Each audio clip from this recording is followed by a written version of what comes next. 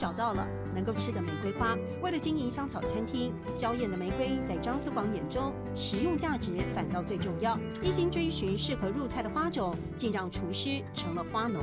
当初开始种这个玫瑰花，我们就花了将近到今年，我们也花了7年多的时间。会花那么多时间去研究它，是因为没有人去教导我们做这些事情，因为我们不是所谓的专职农夫。农夫的苦，还有成功未必能操之在我的无奈。寒流轮番来袭，花不开，玫瑰果酱得用7、8分熟、香气未消散的玫瑰才可口，堪用的实在不多。一般玫瑰花开的话，它是可以开7至14天。现在有的品种可以开到21天。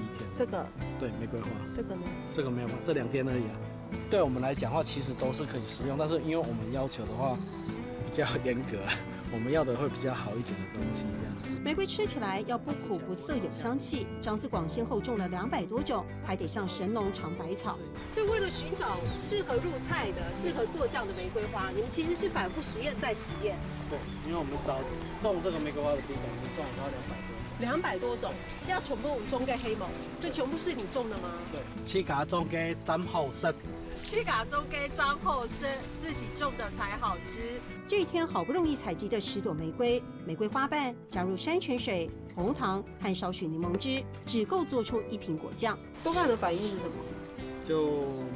就会觉得蛮新鲜的，然后蛮奇特的。因为一般他们如果去外面做 DIY 的话，可能都是做到，可能做什么手工香皂啦，或者是说什么拓印那一些，但是没有人做过这种东西。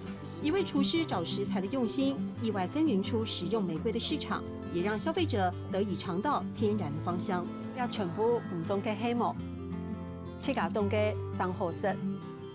要全部唔種嘅黑木，七家種嘅真好食。